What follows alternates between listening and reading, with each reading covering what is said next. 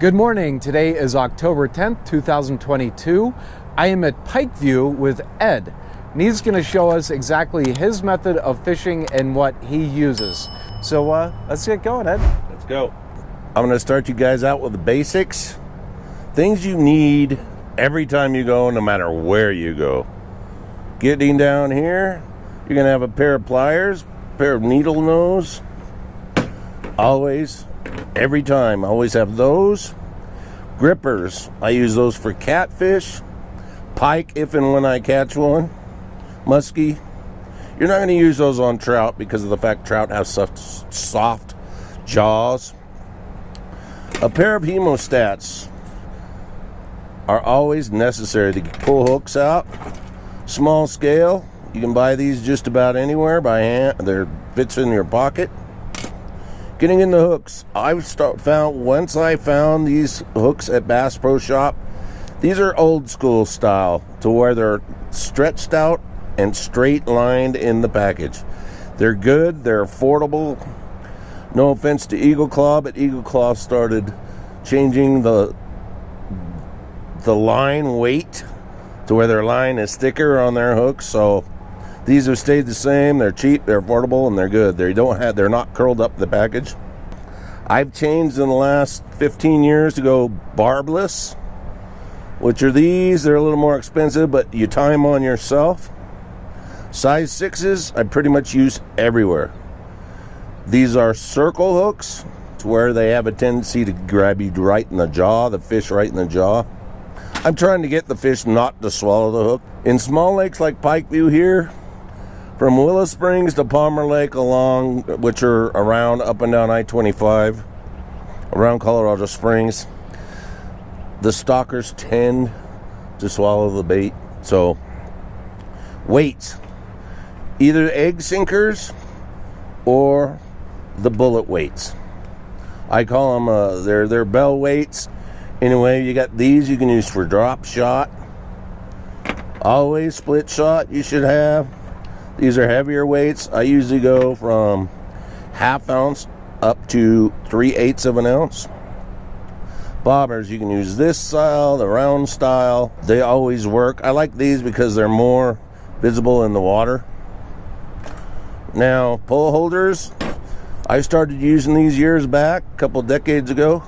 They're the most indestructible and most easily put in the ground just about anywhere. All right, baits. Now, these smaller fish lakes, these are called power rigs. I found out that I can use these at just about any lake.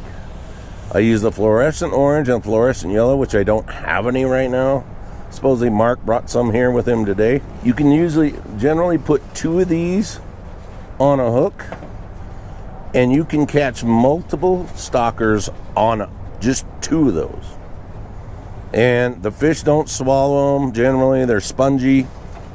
So 2 on a hook. Power bait, of course, power bait, they're going to swallow that more often than not. Rainbow, yellow, salmon egg peach color.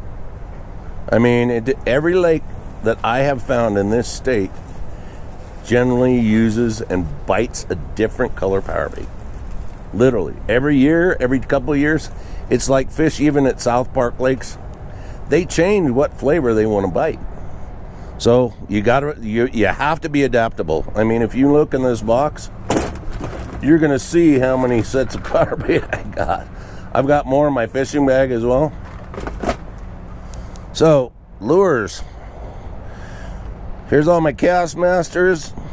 I can't cast as much as I used to, but variety is the key. Basically, some work always better than others. The blue and silver has been the most popular color with Castmasters over the last 20 years that I know of. They've been around since I was a kid. You've got lipless crankbaits. You've got crankbaits, divers, deep divers, shallow suspending. These are what I always call Rapala on these stick baits. Poppers. I used to always use hula poppers, but I found these on sale at Bass Pro during their spring sale, and they're pretty good lures. So those are bass. I mean, you catch trout on just about anything here. Walleye, bass. Catfish, maybe, occasionally. But anyway, crappie. I got crappie jigs, hair jigs are always a go-to. Curly tails, soft plastics. These are swim baits. Those have become great since they came out. Tube jigs. All these can be used for trout. These two here, one's a glide bait, one's a blade bait. Those are basically geared towards walleye. Spinner baits. Rooster tail type, Meps. And then, of course, you got Tasmanian devils, which, like I said, variety. You got to figure out the variety. I got different ones, rainbow trout color, rainbow round trout colored ones. Other than that, that's your basic everything. Always bring a rag, wipe your hands. I always bring a scale just in case I catch something worthy of weighing a fish. Other than that, that's basic everything you need.